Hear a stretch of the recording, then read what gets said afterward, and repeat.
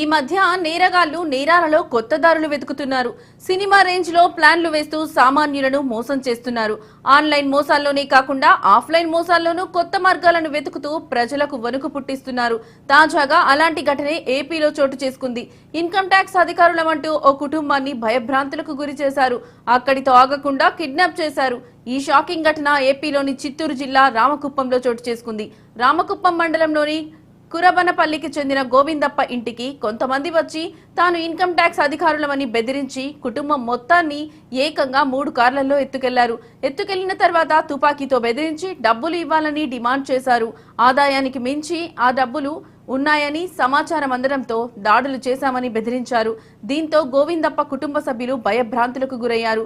చివరికి వారిని కిడ్నాపర్లకు పోలీసులు కనిపించడంతో వెంటనే రామకుప్పం మండలం కేంద్రంలోని వైఎస్ఆర్ సర్కిల్ వద్ద గోవిందప్ప కుటుంబాన్ని కారు నుండి దింపేశారు. అనంతరం అక్కడి నుండి వెంటనే పారిపోయారు. ఈ ఘటన జిల్లాలోనే సంచలనంగా మారింది.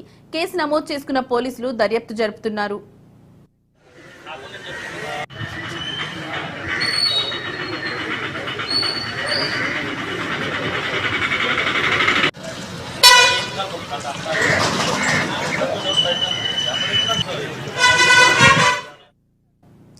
ఈ మధ్య నేరగాళ్లు నేరాలలో కొత్త దారులు వెతుకుతున్నారు. సినిమా రేంజ్ లో ప్లాన్లు వేస్తూ సామాన్యులను మోసం చేస్తున్నారు. ఆన్లైన్ మోసాల్లోనే కాకుండా ఆఫ్లైన్ మోసాల్లోనూ కొత్త మార్గాలను వెతుకుతూ ప్రజలకు వణుకు పుట్టిస్తున్నారు. తాజాగా అలాంటి ఘటనే ఏపీలో చోటు చేసుకుంది. ఇన్కమ్ ట్యాక్స్ అధికారులమంటూ ఓ కుటుంబాన్ని భయభ్రాంతులకు గురి చేశారు. అక్కడితో ఆగకుండా కిడ్నాప్ చేశారు. ఈ షాకింగ్ ఘటన ఏపీలోని చిత్తూరు జిల్లా రామకుప్పంలో చోటు చేసుకుంది. రామకుప్పం మండలంలోని కురబనపల్లికి చెందిన గోవిందప్ప ఇంటికి కొంతమంది వచ్చి తాను ఇన్కమ్ ట్యాక్స్ అధికారులమని బెదిరించి కుటుంబం మొత్తాన్ని ఏకంగా 3 కార్లలో ఎత్తుకెళ్లిన తర్వాత తుపాకీతో బెదిరించి డబ్బులు ఇవ్వాలని డిమాండ్ చేశారు. ఆదాయానికి మించి మీ దగ్గర డబ్బులు ఉన్నాయని సమాచారం అందడంతోనే దాడులు చేశామని బెదిరించారు. దీంతో గోవిందప్ప కుటుంబ సభ్యులు భయభ్రాంతులకు గురయ్యారు. చివరికి వారిని కిడ్నాపర్లకు పోలీసులు కనిపించడంతో వెంటనే రామకుప్పం మండలం కేంద్రంలోని వైఎస్ఆర్ సర్కిల్ వద్ద గోవిందప్ప కుటుంబాన్ని కారు నుండి దింపేశారు. అనంతరం అక్కడి నుండి వెంటనే పారిపోయారు. ఈ ఘటన జిల్లాలోని సంచలనంగా మారింది.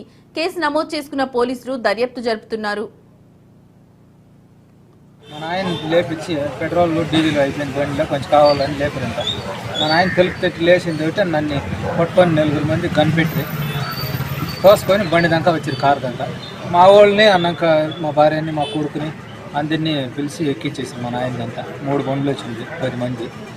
ఒక బండికి ముగ్గురు అట్లా అన్నాక మళ్ళీ ఇలాం కట్ట మీద వచ్చి మీ తమ్ముడు ఏడ చెప్పాలి ఊళ్ళో ఉండాలంటే మళ్ళీ ఆడికి మా పెద్దమ్మని మా అమ్మని తీసుకొని మేము ఐటీ సేల్ ట్యాక్స్ వాళ్ళు ఇన్ఫర్మేషన్ ఇచ్చింది. మీ మీద ఆస్తుల కంటే ఆదాయం కంటే ఆస్తి ఎక్కువ రైట్ చేస్తాము, మేము తోడుకుపోతాము చెప్పుకోవాలి.